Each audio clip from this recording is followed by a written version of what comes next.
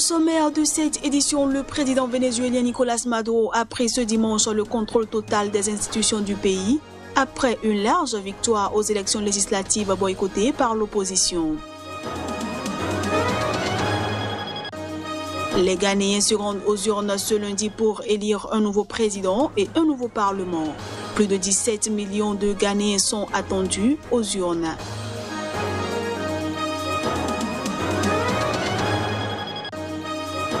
Et puis, près de 25 000 grands électeurs étaient appelés à voter ce dimanche au Cameroun pour élire les conseillers régionaux.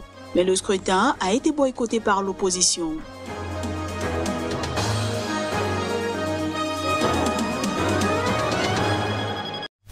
Ravi de vous retrouver en ce premier jour de la semaine. À toutes et à tous, bienvenue.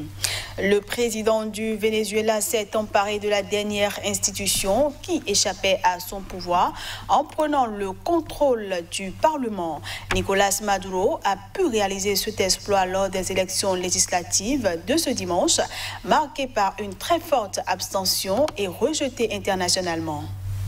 Après une large victoire aux élections législatives boycottées par l'opposition, le président vénézuélien Nicolas Maduro prend le contrôle total des institutions du pays. La coalition qui soutient le président Maduro, le Grand Pôle patriotique, a obtenu 67,7% des 5,2 millions de suffrages exprimés, a annoncé ce lundi la présidente du Conseil national électoral.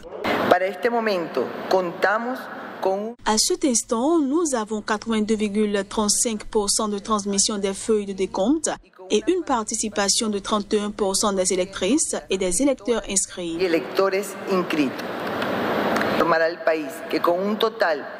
Avec un total de 5 264 104 voix, nous avons ce qui suit. Pour l'Alliance du Grand Pôle patriotique, le parti de Maduro, 3 558 320 voix pour un pourcentage de 67,6%.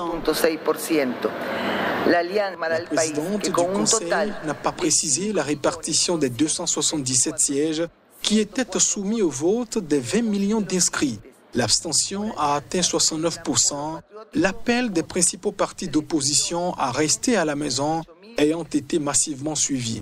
Le chef de l'opposition, Juan Guaidó, qui considère comme illégitime le pouvoir de Nicolas Maduro, avait appelé à boycotter ces élections. Nous avons eu une victoire électorale énorme et gigantesque, c'est pour sa part félicité le président Nicolas Maduro. Nous avons une nouvelle Assemblée nationale, un produit du vote populaire. Le peuple a élu ses députés et nous avons eu une victoire électorale énorme. Gigantesque. Le Canada, la Colombie, le Costa Rica, le Panama ont annoncé dimanche qu'ils ne reconnaîtraient pas les résultats de ces élections.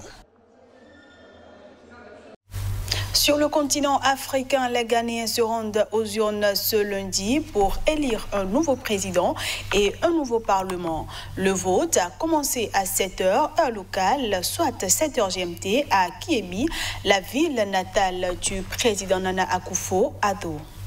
Plus de 17 millions de Ghanéens sont convoqués aux urnes ce lundi pour élire leur président dans un duel où s'affrontent le chef de l'État sortant Nana Akufo-Addo et son rival de toujours, l'ancien président John Mahama.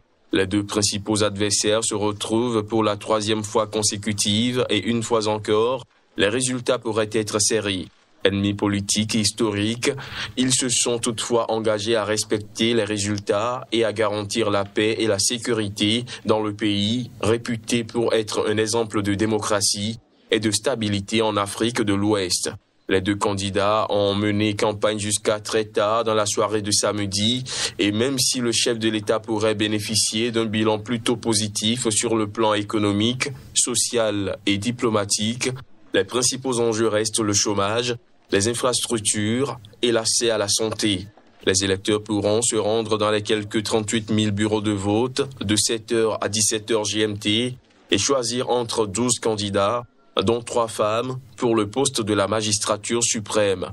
Cette élection présidentielle est couplée avec les législatives, durant lesquelles les Ghanéens devront également élire leurs 275 députés. La chef de la mission d'observation de la CEDEAO pour les élections présidentielles et législatives de ce lundi au Ghana a rencontré avant le jour du scrutin les principaux challengers de la présidentielle. Après avoir échangé la veille avec le président sortant et candidat Nana Akufo-Addo, Ellen Johnson-Sirleaf a aussi rencontré son adversaire et prédécesseur John Mahama. Une rencontre à huis clos à l'issue de laquelle le candidat John Mahama et son hôte se sont confiés à Saturne Jossou et Juste Tonrisso sur place au Ghana. Suivons un extrait des déclarations des deux à la sortie de la dite rencontre. We brought our perspectives to Nous avons échangé sur nos perspectives et nous avons eu l'opportunité de poser des questions pour clarifier l'issue. Nous avons discuté du processus en cours pour les élections et aussi ce qui concerne le jour des élections et après les élections, le processus de comptage et de collection. Nous avons eu des discussions très utiles. After the election, the collation, counting and collation process. And so I think it's been a very useful discussion. That we should all go and exercise our franchise. Nous devons tous aller voter et je souhaite que cela soit effectué dans la paix, que tout le monde se lève pour aller voter sans causer de troubles. Nous souhaitons que la population ghanéenne exprime sa volonté et c'est mon souhait que tout aille bien. And it is my hope that everything will go well. All I can say is we're very pleased to have a good meeting. Une bonne rencontre. Nous avons compris le souhait du président Mahama de tout le comité d'avoir des élections paisibles, justes et transparentes. Peaceful, fair, transparent process. Le seul message que j'ai pour les Ghanéens est qu'ils fassent ce qu'ils ont l'habitude de faire, de sortir et d'exercer leur droit de vote selon ce que prévoit la Constitution.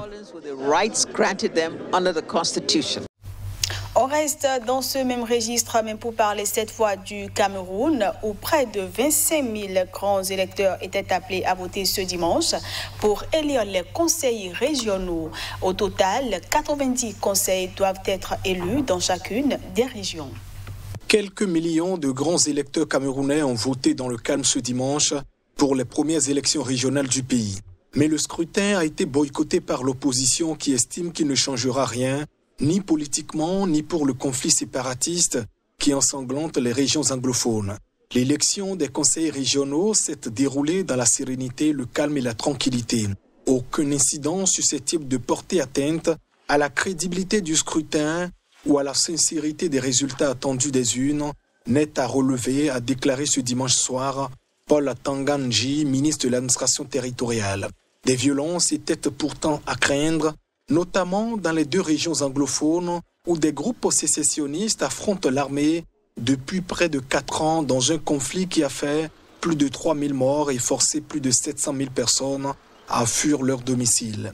En tout, quelques 24 000 grands électeurs, des conseillers municipaux ainsi que des chefs traditionnels étaient amenés à voter dans ce scrutin indirect pour désigner 900 conseillers régionaux, 90 pour chacune des 10 régions.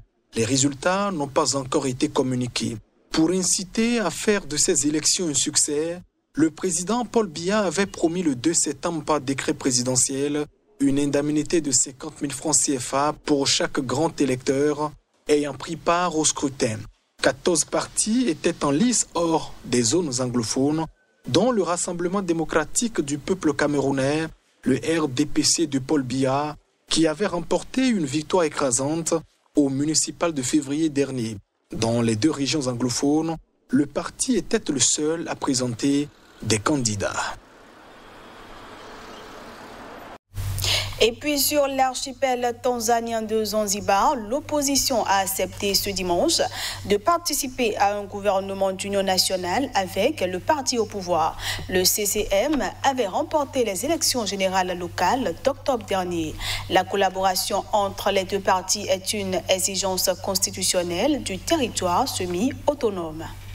À Zanzibar, archipel tanzanien semi-autonome, l'opposition a accepté ce dimanche de participer à la gestion du pouvoir. Après consultation entre les dirigeants du parti et ses membres, nous avons décidé de participer au gouvernement pour privilégier la paix et dans l'intérêt supérieur de la nation et de notre parti, a déclaré à la presse le parti ACT Wazalendo. Les élections n'ont été ni libres ni crédibles, mais il faut sortir le pays de la crise, a ajouté le conférencier. Le 28 octobre, octobre, les électeurs de l'archipel de Zanzibar, qui forment avec la Tanzanie continentale la République unie de Tanzanie, participaient aux élections nationales, mais devaient également désigner leur propre président et députés. Le candidat du parti au pouvoir, CCM, avait été déclaré vainqueur avec 76,27% des suffrages et désigné président de l'archipel au terme d'un scrutin tenu dans un climat extrêmement tendu, marqué par un déploiement massif de policiers, soldats et de miliciens du parti au pouvoir appelé Zombies. Outre la présidence, le CCM avait remporté 46 des 50 sièges de l'Assemblée locale, une victoire écrasante similaire à celle enregistrée en Tanzanie continentale. Le président sortant John Magufuli avait été réélu avec 84% des voix. La constitution de Zanzibar, où les violences électorales sont récurrentes, prévoit que le parti vainqueur des élections forme un gouvernement d'union en partenariat avec le parti d'opposition qui obtient au moins 10% des voix. L'ACT Wazalendo avait récolté 19,8% des suffrages. Voilà qui va mettre un terme à cette édition, que je vous remercie d'avoir suivi.